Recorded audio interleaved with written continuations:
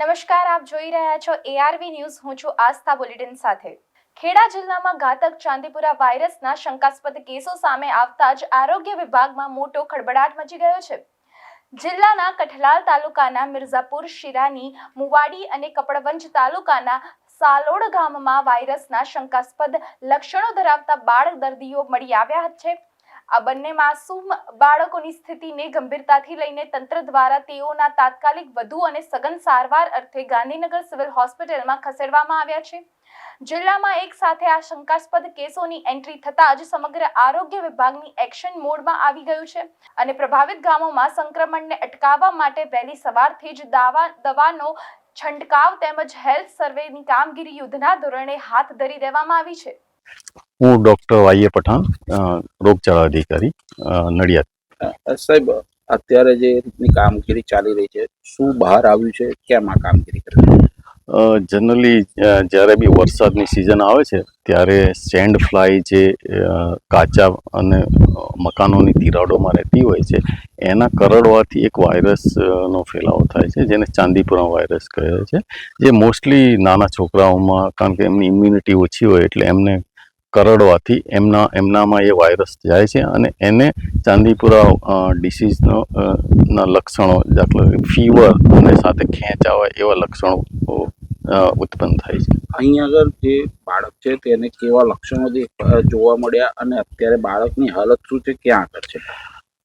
અહીં જે કપડવંજના માં જે આ ચાંદીપુરા વાયરસનો સસ્પેક્ટેડ કેસ મળ્યો હતો એમાં એને ફીવર સાથે ખેંચ આવી હતી, જેથી અહીંયા કપડવંજના પીડિયાટિશિયન પાસે એને દાખલ કરવામાં આવ્યો હતો, પરંતુ એક જ દિવસમાં એને ફીવરની સાથે ખેંચના સિમ્ટમ્સ આવતા એને મોટી હોસ્પિટલ જીમર્સમાં ગાંધીનગર ખાતે દાખલ કરવામાં આવ્યું છે, જે હાલે સારા બાળ રોગ નિષ્ણાંતોની સીધી દેખરેખ હેઠળ એની સારવાર ચાલી રહી છે. સાહેબ, આરોગ્યની ટીમ, કેટલી ટીમ અહીંયા આગળ કામે લાગી છે, કઈ પ્રકારની કામગીરી છે? ચાંદીપુરા વાયરસ એ વાહકજન્ય એટલે કે વેક્ટર બોર્ન ડિસીઝ જેવો છે, એટલે એના માટે સૌથી પહેલાં વેક્ટરની જે ક્વોન્ટિટી છે, વેક્ટર ઘટાડવા માટે અમે ખાસ કરીને જે ઘર છે એની આજુબાજુના ઘરો છે એમાં જે તિરાડો હોય એને પુરાવવાનું, પછી એની આજુબાજુ મેલેથોન ડસ્ટિંગ કરાવવાનું અને સ્પ્રેઇંગ કામગીરી ઘરની અંદર સ્પ્રેઇંગ કામગીરી, જેથી કરીને જે સેન્ડ ફ્લાય છે એ મરી જાય, એ કામગીરી અત્યારે હાલ કરાઈ રહ્યા છે. અને કેટલી ટીમ કામ કરી રહી છે? હાલ અમારે 16 PHCની લગભગ 10 ટીમો કામ કરી રહી છે આ એરિયા અને આજુબાજુના બીજા 10-15 ગામોમાં. બીજા કોઈ કેસો નથી એ શોધી રહી છે, પણ હાલ અમને આ એક જ કેસ મળ્યો છે. ભાવનગર જિલ્લાના 47 દરવાજા ધરાવતા અને હાલ ઓવરફ્લો થઈ રહેલા રંગોળા ડેમના 15 નંબરનો ગેટ અચાનક ખડી પડતા લાખો લીટર પાણીનો વેડફાટ શરૂ થઈ ગયો છે. ડેમના દરવાજાની બેલેન્સ પુલની ચેઇન તૂટી જવાના કારણે પાણી બેકાબુ બનીને વહી રહ્યું છે. આશ્ચર્યની વાત એ છે કે તાજેતરમાં જ આ ડેમના રિપેરિંગ પાછળ 2 કરોડથી વધુનો તોતિંગ ખર્ચ કરવામાં આવ્યો છે, છતાં આ સ્થિતિ સર્જાઈ છે. એટલું જ નહીં, ડેમના 10 નંબરના દરવાજાની સ્થિતિ પણ અત્યંત નબળી હોવાથી તે પણ તૂટે તેવી ભીતિ સેવાઈ રહી છે.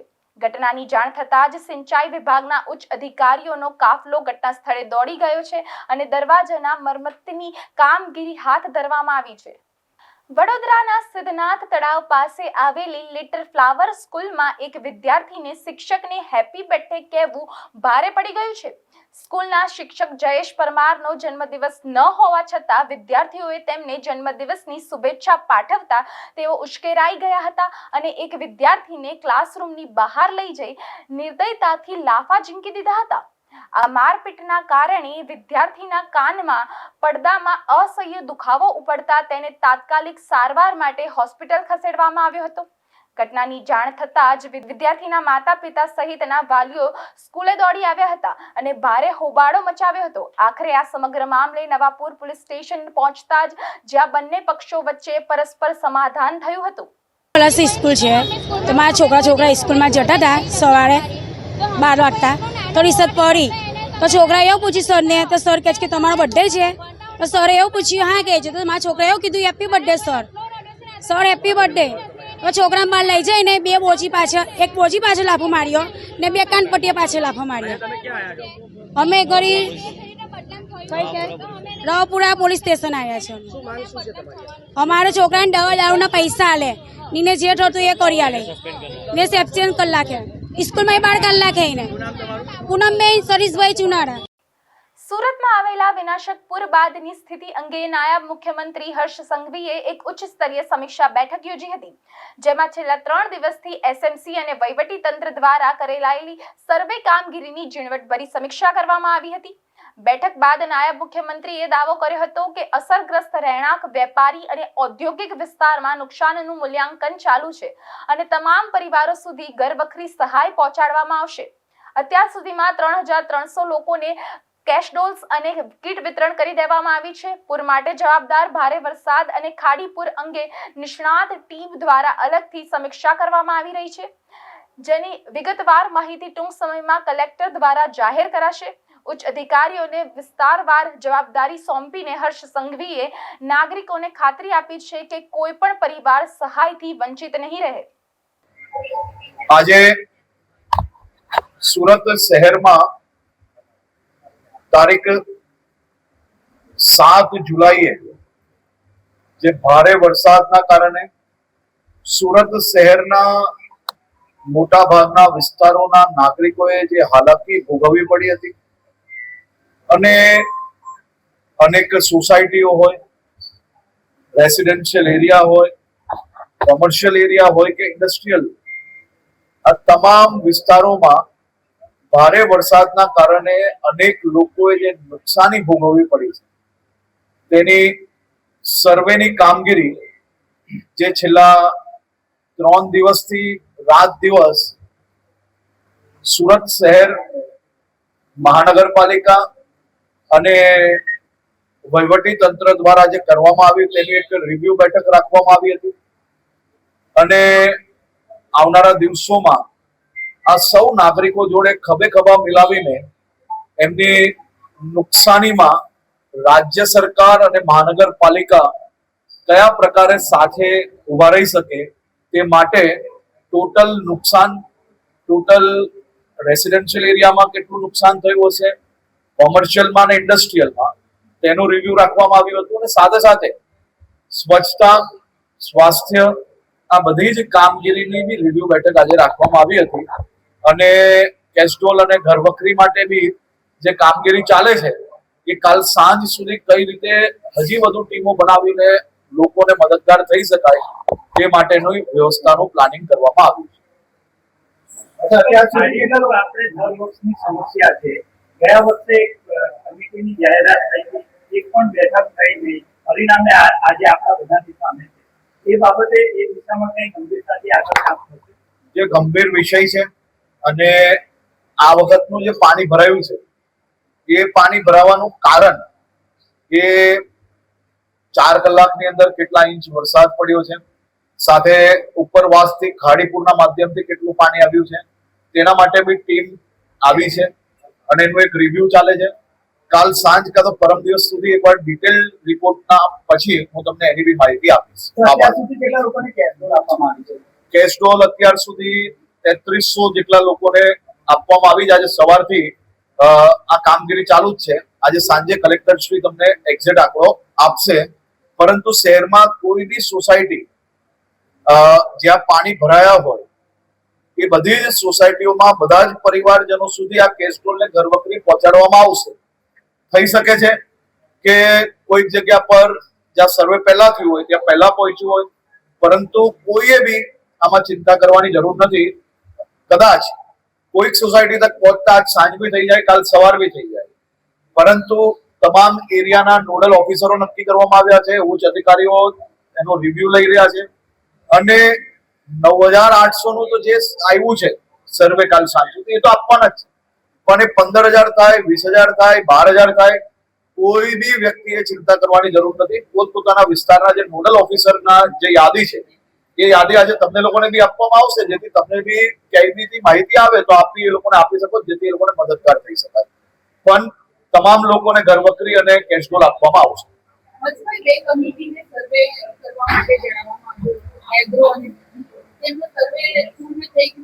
એમનો સર્વે બી મોટા ભાગે આપણે એક ઓનલાઈન વ્યવસ્થા બી કરી છે કે જેના કારણે કે કોઈ વ્યક્તિ કોઈ અધિકારી અગર કોઈ ગુને ના પહોંચી શક્યો હોય અને કોઈ વ્યક્તિએ ફિઝિકલી એનો રિપોર્ટ ના કરાવ્યો હોય તો ઓનલાઈન વ્યવસ્થા બી આપણે એના માટે કરી રહ્યા છે જે આજે સાંજ સુધી એ બી લિંક જનરેટ થઈ જશે અને એ જ વેબસાઇટ પર તમામ લોકો જ્યાં પોતે ફિઝિકલ સર્વે માટે સરકારીની ટીમ ના પહોંચી શકી હોય તો એને ખાલી એ વેબસાઇટ પર જઈને એનો ફોટો અને ત્યાંની પરિસ્થિતિ અંદર લખી શકે જેથી સરકારી ચોપડે આવી જાય અને એને બી મદદ આપણે પહોંચાડી શકીએ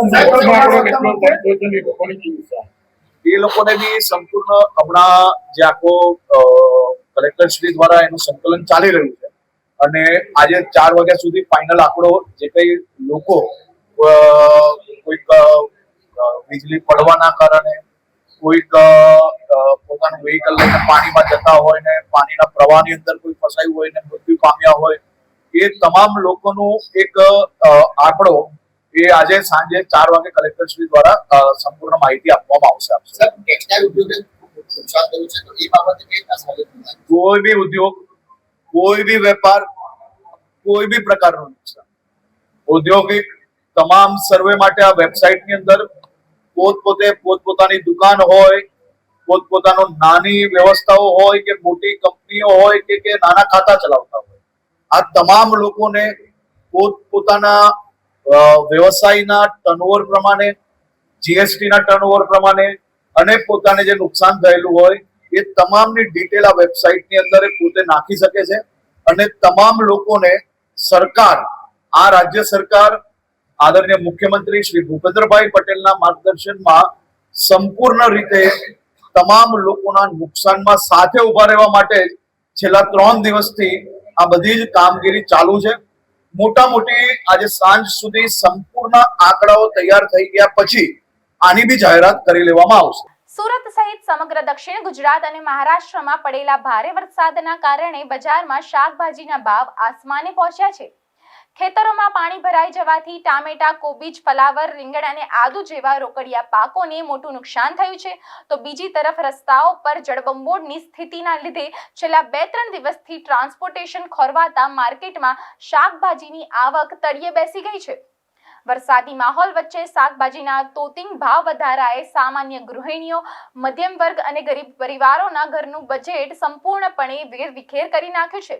જો હજુ પણ વરસાદ ચાલુ રહેશે તો આગામી દિવસોમાં શાકભાજીની ભારે તંગી સર્જવાની ભીતિ સેવાઈ રહી છે. બાઉભાઈ શેખ, શાકભાજીના જથ્થાબંધ વેપારી, એપીએમસી માર્કેટ, સુરત. ગયા અઠવાડિયે જે આપણા સુરત શહેર અને દક્ષિણ ગુજરાતમાં ભારે વરસાદ પડવાના કારણે ખેડૂતોના ખેતરોમાં પાણી ભરાઈ જવાના કારણે અને સૌથી મોટી વાત જે રોડ રસ્તાઓ પર પાણી ફરી વળેલ હતા અને ટ્રાન્સપોર્ટેશનમાં જે તકલીફ પડેલી એ કારણથી અમારી માર્કેટમાં શાકભાજીના જથ્થાની આવકમાં ઘણો ઘટાડો નોંધાયો હતો. એ કારણથી 2-3 દિવસ ભાવમાં વધારો થયો હતો. અત્યારે ધીરે ધીરે સામાન્ય થઈ રહ્યું છે અને ખાસ કરીને ખેડૂતોના જે શાકભાજી જે પાણીમાં નથી ટકતા એ લોકોના ખેતરમાં જ કોવાઈ જવાના કારણે એમને પણ બહુ મોટો નુકસાન છે અને એ શાકભાજીઓના ભાવમાં વધારા થયા છે. જેવા કે કોબીજ, ફ્લાવર, ટમેટા, આદુ, મરચાં આ શાકભાજીના ભાવમાં થોડો વધારો છે પરંતુ અત્યારે વરસાદે પૂરો ખાધો છે એટલે ધીરે ધીરે હવે સ્થિતિ સામાન્ય થઈ જશે. વધુ સમાચાર માટે જોતા રહો ARV ન્યૂઝ.